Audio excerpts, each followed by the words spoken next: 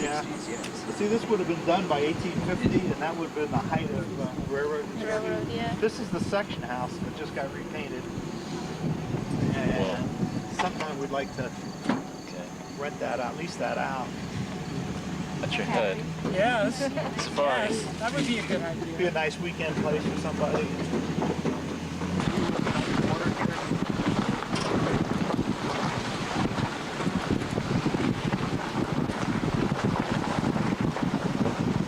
This is the way to see the tunnel because it's like You can turn those lights, I suppose. they will, yeah, they can turn, and we're also going to, he's going to give us handheld lights where you can take a look at. Oh, wonderful. But like my little flashlight is like nothing in that tunnel. Kathy, Joe's going to, on our way back, Joe's going to drive the truck along next to our group. Okay. So we'll have the lights from his truck. Oh, thank you. Which side is the That's the prism over there. Yeah. So the storm wall is gone? Yeah.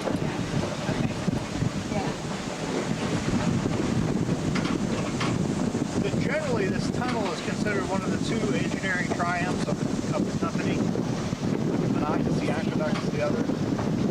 And have you all seen the Monocacy Aqueduct? Yeah, Yes. on the spring tour. Oh, okay. So, Do you think that maybe one of the reasons why they decided not to take it any further west, thinking if we have to do this, to put this tunnel in, look what it's going to be like if we have to cut through Pennsylvania and we're going to have to do this many times over, something like that. yeah.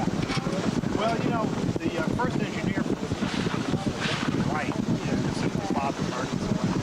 He was going to use inclined planes to get to Pittsburgh. And he writes about it. That's the light at the end of the Which tunnel. end do you think we should climb up?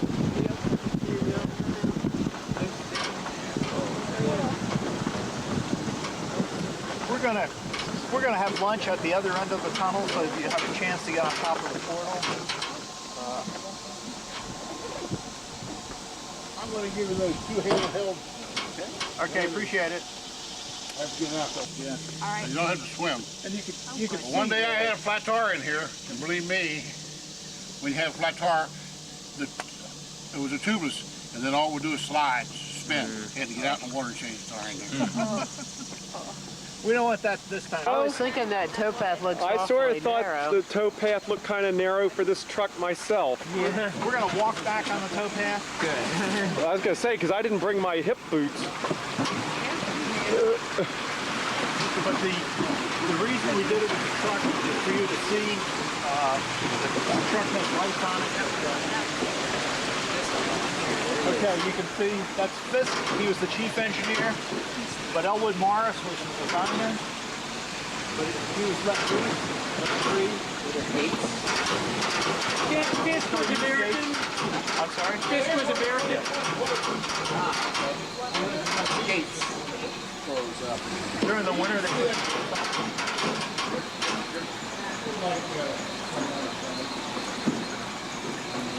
It's masonry.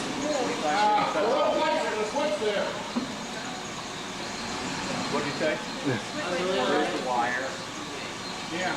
There's a switch right there. Oh, there you go. Thank you. Put them in the way you want them. You might want to take a look at the details of how the railing is put in.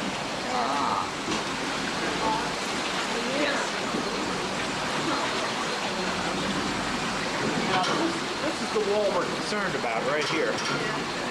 Okay, and you can see how a lot of it needs to be repointed. But you see there's also not sprawling. Now a lot of this has been replaced. When you walk back through the towpath, you'll see the rope grooves in the towpath. Throughout most of this tunnel, the railing is original. You can see the patches. You can turn your light on.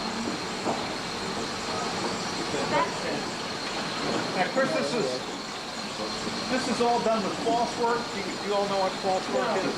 Okay, to build a masonry arch, you first have to build a wooden arch, right? And then you lay the brick on it, and then you take out called the false arch. Rather than a flying dog. Yeah, that's Similar right. construction technique, yeah.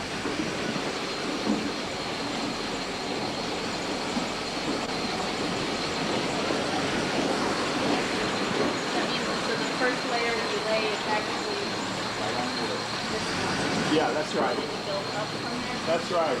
So was there an access tunnel for the Well, that's one of the questions we have is how much space is between the top. Could you hold one just a second, Joe? How much space is between the between the top of the arch and the bottom of the excavation? They have to remember this was all laid in, we're talking 1840 to 1850, so you're talking oil lamps, but they would have to have access to the top to lay the brick arch. Okay, sir. Is there an estimate on how many courses? Says that he was only going to do 2 bricks wide. The engineering text of the time said we need 4 bricks. And what Joe is telling me, and you can, when we go through this whole, look, see, but he says in some places it's like 7 bricks. Could you hold up here? Now, could you put your lights over there? You all know what common bond is? No. Okay. Is that where every 7th row the bricks are laid the other way or something? Exactly. It's either 3 to 7. Okay. Okay, but the short ones are called headers, right? Oh, yeah. Can you see the short? Yes. Okay. The long ones are called stretchers. And that's how you reinforce a brick wall. Nowadays, you don't ever see that because all our brick is face brick. It's only one big brick wide. And where you see the darker bricks, that was closer to the fire and the bricks. Okay, sir. And that's only in the verticals. No, the arch goes. Well, the arch gets its strength from the arch curvature itself. of the arch. That's right. Now, anywhere you see black, water's coming through there. Yeah. Deformation. Over here you can see the patches. Now, what Joe is telling me is like in the last 30 years, the Park Service has taken great care to not do something like that to make it. But look at this section here. There's no headers Yeah. inside. Okay. You know, it's obvious to the 20th century brick. Will an attempt be made to duplicate the brick? Yeah, Joe told me that the last mason, went throughout this area to buy 19th century brick and match the color to put it back in. And the Park Service is pretty good about that. Up here, you see, if you can put your lights over here, you can see where we have repointing. You can also see where we have some spalling. But generally, the tunnel looks pretty good. I don't know what to put that patch in there. I was there a long time ago. See what happens with 19th century brick? Once you break that skin, the inside erodes. And that's spalling, correct? That's called spalling. What's Okay. that item? That could be a weep hole, or that could be just a missing unit.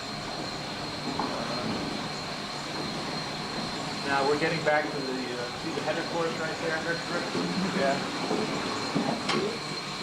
And the mortar here is probably hydraulic cement. Now Portland cement is much stronger, and that came in at the end of the 19th century, the beginning of the 20th century. But What's the difference? Portland cement is, first of all, it's stronger. It's called artificial cement. You burn it at a much higher degree temperature to produce it. But we don't like to use Portland cement with 19th century brick because the stresses and strains need to be taken by the mortar. Because you can always replace the mortar. Okay, that's called repointing. You all know about it. Kathy, if you'd like to add anything, please. I feel like I'm not telling you about canal operations or anything. But I'm kind of interested in the construction. Are you a civil engineer or are you? I'm the project manager for this. we'll have a number of people work on this project. But I'm out of the region, and in the last 4 or 5 years, I've been fortunate enough to, they've used me on projects I've been really interested in, like Monocacy Aqueduct, Yeah. Georgetown Wall. I think it's 19 6 inches. 19 feet 6 inches. If you can, the drawing I showed you does not match that detail. Yeah, yeah. Yeah. Yeah. Yeah. Seems like this would be a sturdier way of pitched than the original plan. That makes sense. Yeah. Now, one of the things we're going to do in this $75,000 project is we're going to put metal numbers, section numbers throughout this tunnel. Because every time I come into this tunnel, I can't keep track. No reference point, right? Yeah. It's like we have 10 zillion trillion bricks in here. And these are weep holes right here. Those are probably original. There's also more weep holes on the tunnel side. On the topaz side. Look at the size of those wood members. Yeah. That's probably oak. Probably white oak. I mean, you can't buy that nowadays.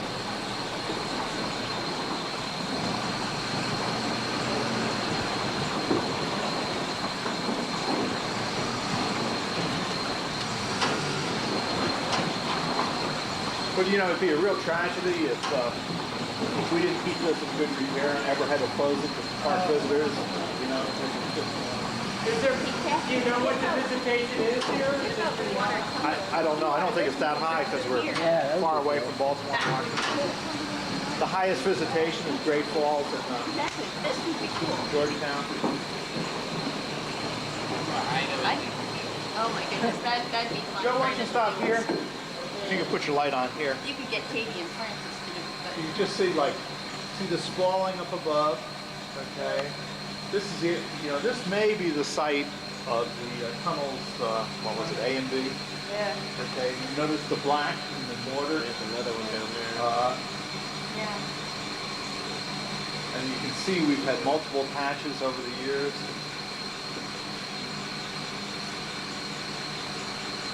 It's interesting when you read Elwood Morris's papers. I mean, they had a ton of water came in, and they just had pumps. And these were probably manually operated pumps or animal operated pumps. Okay, Joe.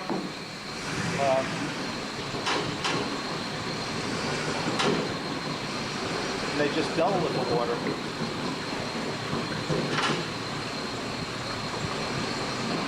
Part of the project ever be to planning replace these patches, return it to the original. Well, for the kind of money we have right now, probably the answer is no. Yeah. Right now, the priority would be the towpath. But eventually, yeah, you can see this is like, it's not a very sensitive patch, we should say. Yeah. No, I mean, it Yeah. sticks out like a sore thumb. Yeah. How long will it take to do this? The study itself, I forget what scope of work says, but it's probably about 9 or 10 months. It'll probably take us another year to get the money because we compete with other park units. And then maybe a year to design it, a year to do it. So you're maybe talking 2 or 3 years. Now, Bob, I missed it if you mentioned it when you were going over the drawings, but what's the wooden rail on the non-towpath side? Is that just like a bumper to protect the brickwork from the barge, from a boat? Yeah. And the boat's Is that really likely to be a entrance hole up there, that wet patch? It could be. Last time I went through, I tried to pace off to estimate the Joe, right there where you put your light. system working here. No, go ahead, Joe.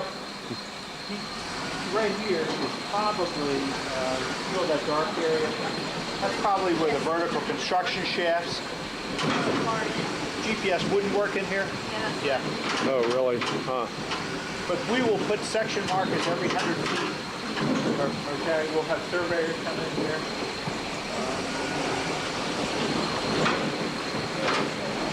Now, like 20 years ago, They poked holes in here, and I think that's what we're looking at here to see what the top of the liner looks like.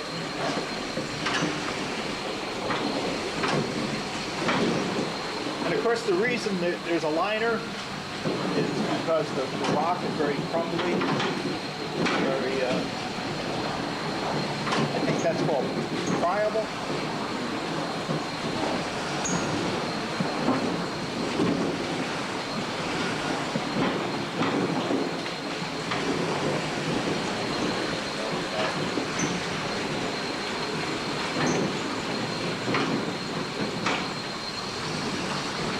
If you look at here, I mean, that's all the original. That's at least 1850 probably earlier. And was there any estimate about the actual number of bricks, or is that like how many jelly beans are in the jar? There is a number.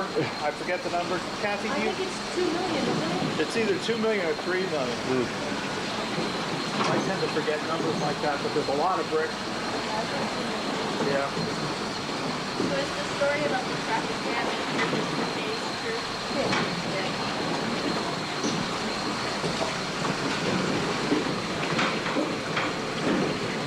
There's a great story in the archives where the company president, Charles Mercer, said, wrote to the chief engineer, Benjamin Wright, and said, well, what should we design the boats? Have you ever heard this story, Kathy?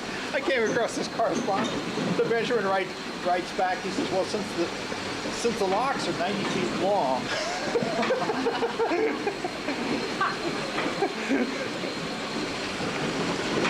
Mercer was essentially a congressman lawyer. Okay, now this is probably the location of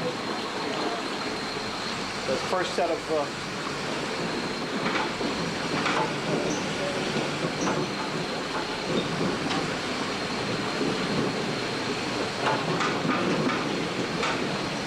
now the vertical tunnels are capped at the top, but have never been filled in because that would put extra weight on the liner.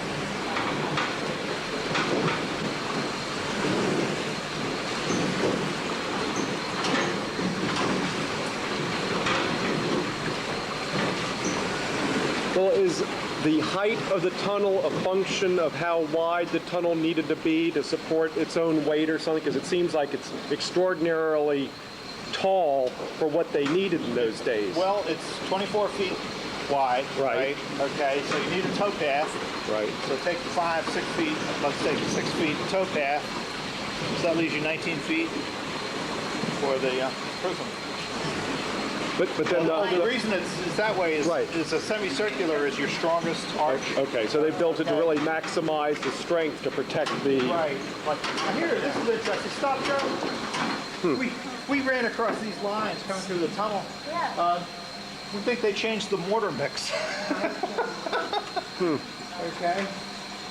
Yeah, it's like a whole band. Yeah. Maybe the night crew went off and the day crew came in. That's all.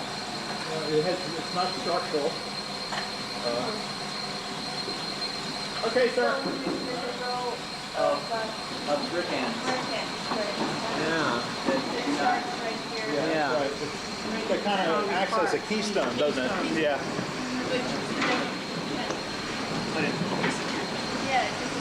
Comes back.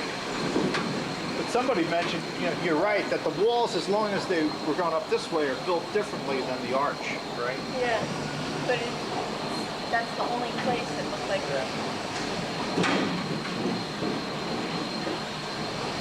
Patch on the toe side there. Yeah, that's all. There's probably the scabs from the Stop here. Ah, that's cute. Here we're starting to get into some of the areas that need to be replaced. This is a patch, but I mean this has to be repointed. Does everybody know what repointing is? Okay. Putting more mortar in, right? Yeah. Okay. That masonry structures. I'm sorry. The 19th century mortar leaches out. Okay, especially nowadays we have acid rain and all that stuff. So every 50 years you have to repoint it. So if you buy a historic building, repointing is part. If it's a masonry building, that's part. Okay, sir. You don't take the bricks apart. No. You have to chink it in. That's right. Oh, I've seen some buildings where the bricks have deteriorated faster than mortar. What would that indicate? Well, it could be, You can see these areas where there were ghost bricks on the outside where it was either falling out or mortar wet. well, like if you repoint with porcelain cement, the stresses will be taken by the brick units, okay, which means your brick units will fail, and so you have your mortar. This is an area that obviously needs repointing, and we're just talking about, like, if you see a historic building where the brick units have fallen out, very, very commonly people will repoint with modern mortar, Portland cement mortar, and with 19th century bricks. And the walls are living things. They expand, they contract, water moves through it, moisture moves through it. And you want those stresses to be taken by the mortar and not by the brick. And using a 20th century material that's very strong, like Portland cement, is not a real good thing when you're using 19th century material. Okay, sir. And I think that's where they poke a hole in the line. Yeah.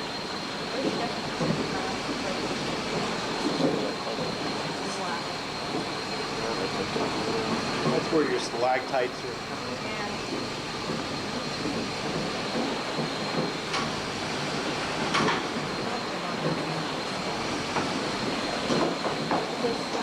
And you can see in this area, like, there's been all kinds of patches, tremendous weed balls.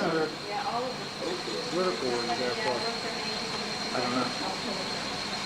I don't know.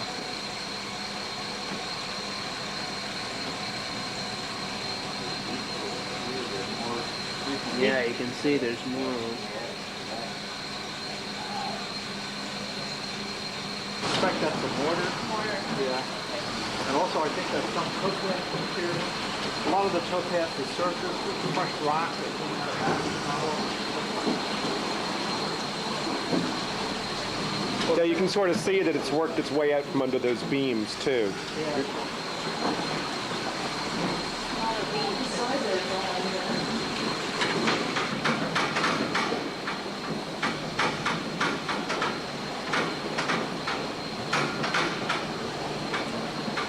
I guess you all know the reason the C&O is important is this is our most intact canal that we have in the country.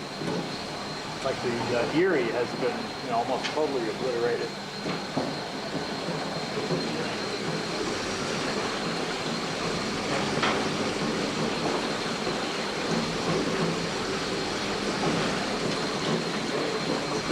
Is it fair to say that the reason for that is that after the 1889 floods, the B&O needed to keep it operational but had no incentive to modernize it, something like that?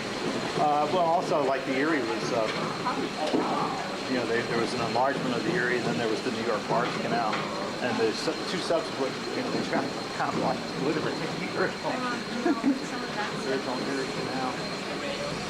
Then the Morris Canal across northern New Jersey, that was just abolished by, obliterated by the Gulf.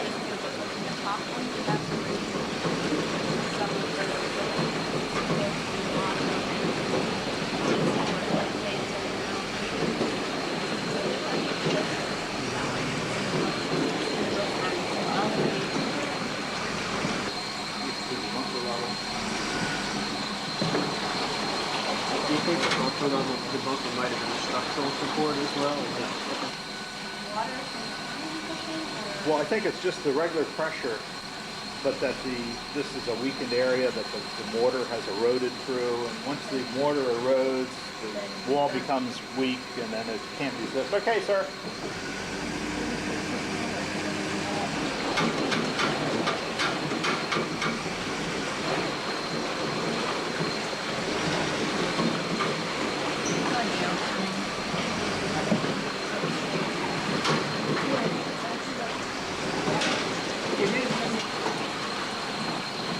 We gave the chief of maintenance a lot of grief on patching of the plywood and rebars.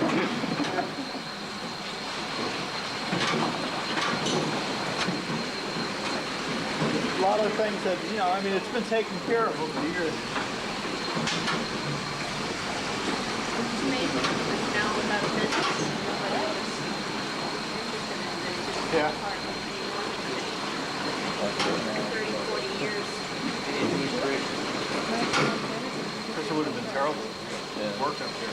This is still remote.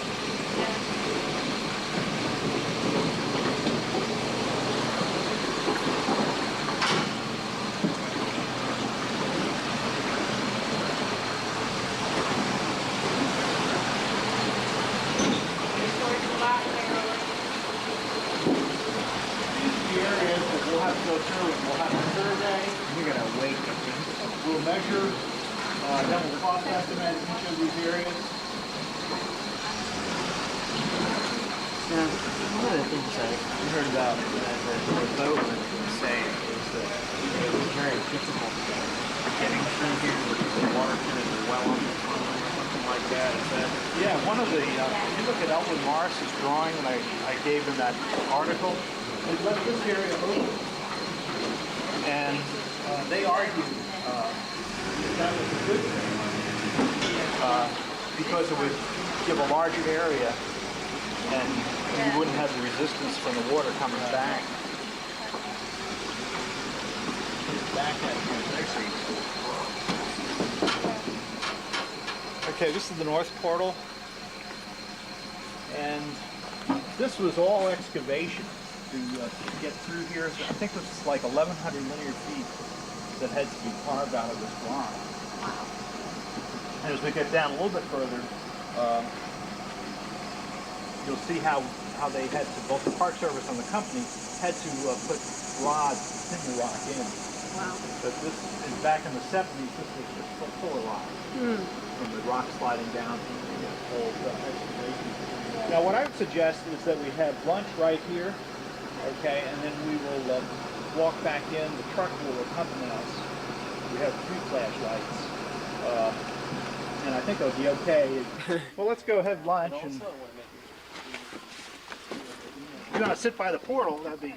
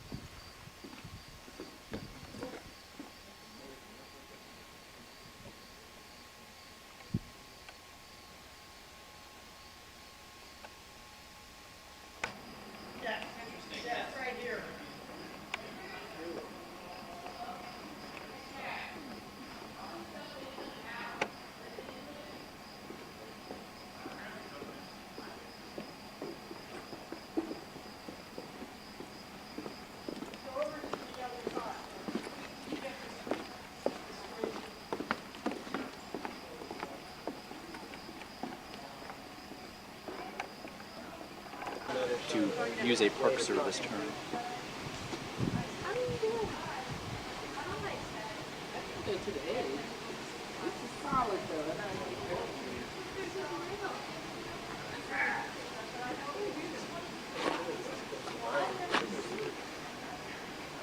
That should be fun. You can walk back. I think I'm going to wait for them to install the railing.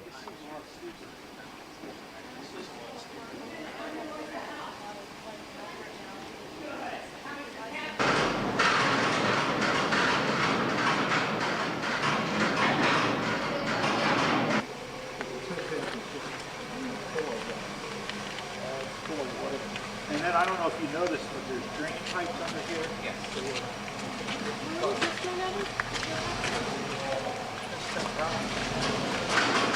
You want to get that wood Oh, where was the wood? Let me just right move. here, or is that wood or stone? No, I think that's stone. I can stick my hand in there. It's stone.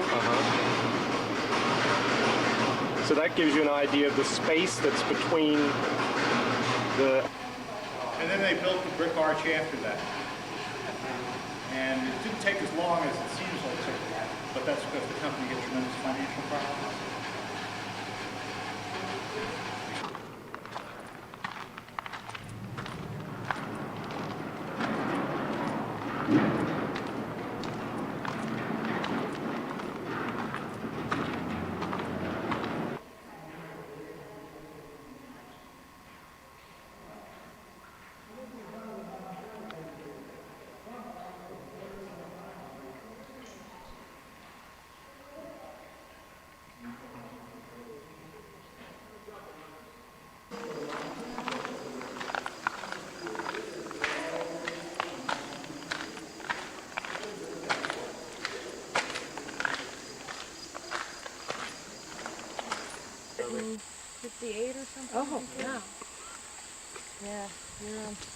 You're out there. You're out past Hancock.